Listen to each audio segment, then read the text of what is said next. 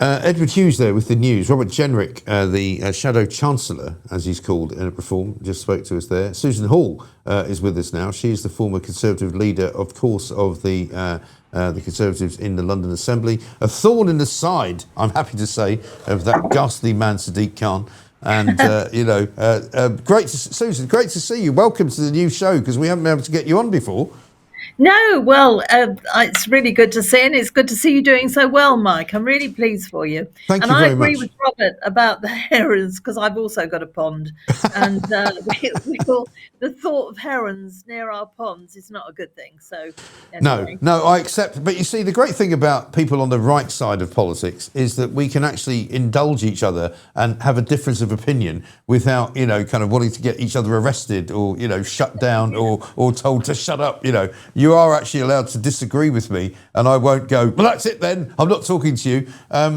We've got, obviously, these huge, and funnily enough, I was talking about you the other day to somebody who was singing your praises. I'm not going to tell you who it was because I don't want to embarrass them. But we've got these new elections coming up in May. I'm assuming London Assembly and or Sadiq Khan are not up for grabs on this one, are they? No, we're not. We've got another 2 years. It's 2 years since I stood for mayor, Mike. It seems like a lot longer than that. It does, doesn't it? Yeah. Yeah. So we've got Sadiq Khan for the next 2 years. Please God, he will be replaced after that. Well, that would be nice, wouldn't it? And what do you think of the state of politics in London? Because we've got Layla Cunningham, who's going to run for Reform. I don't know who the Conservatives will put up. Are you saying that might not happen? Well, I'm hearing all sorts of rumours that perhaps she won't. I don't know. Oh, really? Because obviously I'm not in the Reform camp, so I don't know. But there are all sorts of rumours flying, and we don't know who else is going to be put up, do we? So we'll have to wait and see, really. I imagine that most parties will have people in place by Christmas, but then we'll see what's happening. But as for politics in London, I mean, in all the years I've been campaigning, and they are many, I have never been as uncertain about outcomes as I am at the moment. We're hearing that there's lots of Greens and lots of Reform out there, but I've been knocking on doors whether people just aren't telling us. I just don't know. It's wild at the moment. Nobody knows what's going to happen. Yeah. And I mean, the state of the Conservative Party is such that, as you just heard Robert Jenrick say, it looks like a dead party. You've been a member of the Conservative Party for many, many years, and you've been a very significant part of it in London. Do you worry that it's a sort of existential problem now for the Tories, that, no matter how Kemi Badenoch might look, and no matter how better she might sound at Prime Minister's questions, the Tories are kind of dead in the water? No, Mike, we're really not dead. If you belong to the associations, we're not dead, and we're really quite excited about going forward. We've admitted that we got things wrong, and we did. And so you brush yourself down and start building up again. And that's what we're doing. If you look at the Green Party, I mean, the Greens, they were the hug-a-tree, happy sort of environmental folk who lots of us didn't agree with their policies, but they weren't dangerous. Now, I'm sorry, after the meeting we had on Thursday, when one of the assembly members, the Green assembly members, actually turned around and said that you can more or less do anything in civil unrest as long as you agree with the cause. Right. Well, we shouldn't be daubing Winston Churchill's statue with Gaza and God knows what else. And I'm sorry, I was absolutely astonished at what she said last week. And that's the way the Greens are going. They're going in a quite dreadful direction. But shouldn't we be worried about that? Should we not kind of, look at that and say, that's not normal behaviour? Because, as you say, the Greens' policy on most things is completely nuts, right? They want to legalise all drugs. They want to legalise brothels, prostitution. They want to make it illegal for you to have a dog unless you've got a licence for it, and they don't like certain dogs. Pandering to the Muslim community. They don't want you to be able to eat meat willy-nilly. They want you to have to sort of, account for why you want to do that. They want open borders. They don't believe in having any kind of nuclear deterrent. I mean, I can't believe that so many young people for example, actually like what they're saying. I can't believe it either. Um, the Greens before, I've always had a slight affection for because, we must look after our environment. There is no question about that. But the way they're going now is literally frightening me to death because they are so dangerous. Yeah. And, I cannot believe Conservatives that believe in what we do could ever go over to Greens because they're not the environmentalists. They hardly talk about the environment. They talk about Right. Gaza. Everything is about Gaza and Gaza flags everywhere, daubing Gaza on Winston Churchill's statue. It's absolutely outrageous. And for them to justify it because, if they're fighting for a cause they believe in, then they can do what the hell they like. No, they damn well can't. I Yeah. feel so strongly about this. Yes, and you're right to.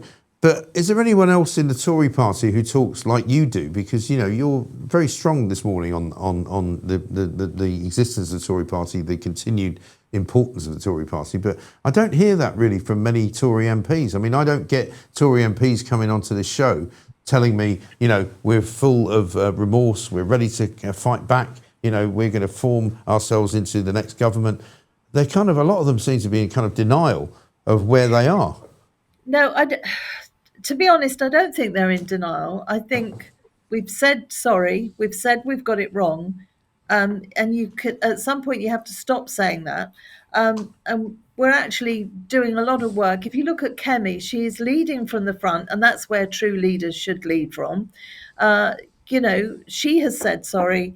We are now looking at other policies, and no policy is coming out without it being looked at. I mean, just look at the U-turns from this Labour government. I think we're on 16, 17, maybe more. Some of the U-turns, thank God they've done, but actually you should think a policy through properly. People go on about us being in charge for 14 years. Yeah. Well, they were in opposition for 14 years. If I had years to work out what I'd do to make the world better, or certainly Britain, because that's all I'm worried about, Britain, then they should have been able to have come in with thought out policies, with costed policies. Instead of that, they've come in and it's more or less, oh, what do we do now? And of course, they then think of a quick policy and then they have to U-turn. Well, the markets don't know what's going on. Us as just normal people don't know what's going on. Sir Keir Starmer mentioned something one day, then suddenly it's into law, or they're thinking of it going into law, and then the next minute it's pulled. It's because it hasn't been thought out properly. The national insurance hike on employers was the most ridiculous thing they could ever have done because they kept saying, we're going to aim for growth. Great. I was pleased about that because we've really got to grow the economy. And then the first thing you hear is that they're going to up national insurance for employers. All that does, and I've employed people for over 40 years, all that does is make people think, right, I cannot afford people at the lower end very often, who you're going to have to nurture and train and do all the work with.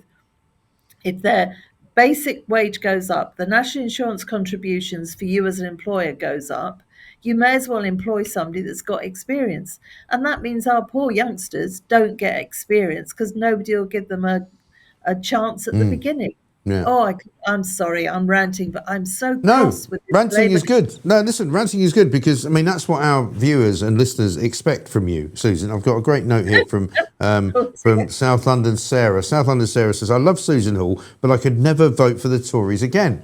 How did they get it so wrong? And I think that's part of the problem because, you're right. You look at what Starmer's doing and the Labour government are completely useless. It's like nobody's in charge of the train. The clattering train is literally clattering down, at high speed down the track. And there's nobody in charge, nobody's in the cab driving it. The worst thing about the Tories is there was somebody in the cab driving it, but they drove it also into a dead end. Well, we did make mistakes. There's no question. Kemi's admitted to it. But now we're thinking out policies. Sometimes when the spotlight is off you, the spotlight was on the Conservatives for years. And it's very hot under that spotlight, let me tell you. So now we're not in the spotlight anymore, and we are taking time to work out and make sure we have proper costed policies and look at the implications. Sometimes you throw a pebble into a pond, and the ripples go far further than lots of people think. We've got a new leadership. We're heading in a different direction. And one of the things we also ought to remember, Mike, is these civil servants that advise ministers, most of them, I would suggest almost all of them, have never been in the private sector. They've never run businesses. So they give advice to these Labour politicians who equally have never run businesses or know how anything works. So no wonder we're getting a catastrophe. We're not getting people that have been in the private sector. We're not getting views on how the real world works. And civil servants, I often wish that we didn't have so many that started straight from uni, worked all the way through, because they've got no idea on how the rest of us live. Exactly right. And isn't it more than just about proving the point that you can have a policy which is properly funded? Because we heard all that before from the Labour government, and obviously it was complete and utter cobblers, right? But, I worry that the Conservatives went wrong because they started following things like net zero and things that I know that you personally don't agree with, but you sort of have to go along with because it's saying, government policy. Net zero, the kind of open borders policy, the migration policy, the kind of, Boris wave where he said, it's going to be great. We're going to get all these kids coming in to study here and then they're all going to learn and make universities rich and they're all going to go home. Well, they didn't go home. They came here because they wanted to stay here and they're still here and they're all on benefits. And, and the Tory party lost its way for me somewhere around about 2015 when they decided that immigration, net zero and welfare was the three things they were going to concentrate on. Completely wrong. I think we became far too woke. I think Kemi thinks this too. I mean, and she is a new leader and we are in a different direction, thank God. Yeah. I agree with you. I think we're far too woke. We should have absolutely clamped down on our borders. I mean, most of us voted to come out of the EU because we wanted to protect our borders. We wanted to make our own decisions. That's why I voted for Brexit.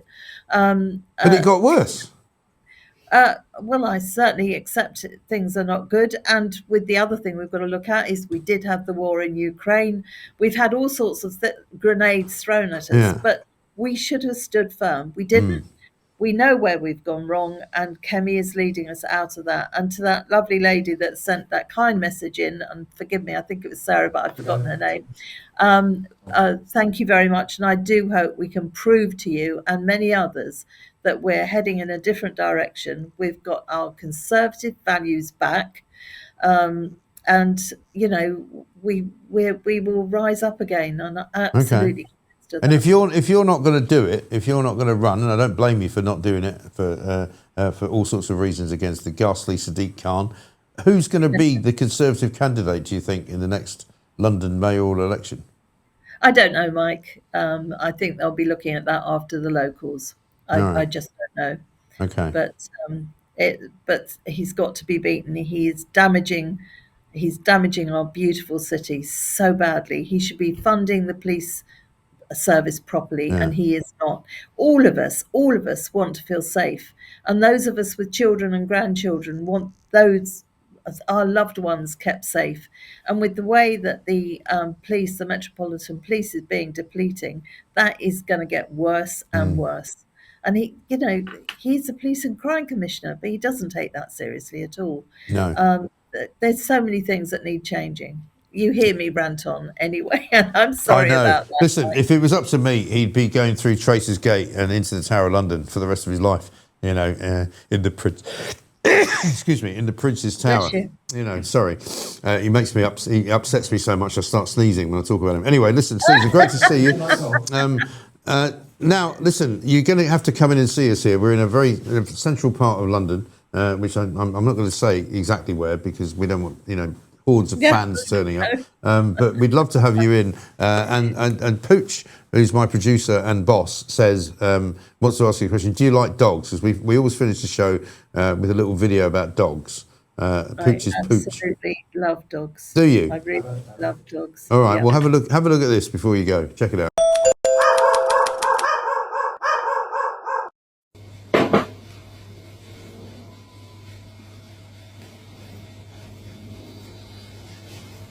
He's amazing. What sort of dog is he? They say, I think, don't they? He's some kind of mountain dog or something. He's so big. Beautiful. Absolutely beautiful. Oh man, he's just amazing. Oh, look at the size of him. Whether they're big, whether they're small, they Isn't he are. great? I Best know. friends. I mean, I've got quite a big Labrador, but that thing Yeah, is I some kind of know. mountain. It's some kind of mountain dog. I'm not quite sure what kind. But what we do is we always finish the show with that, because no matter how terrible life is, and no matter how awful the politicians are, and how dreadful the crime stats are, you look at a picture of a dog and you just think, actually, you know what? I can go on. I can actually look forward to tomorrow. Yep, you're so right. I watch it's Ziggy, isn't it?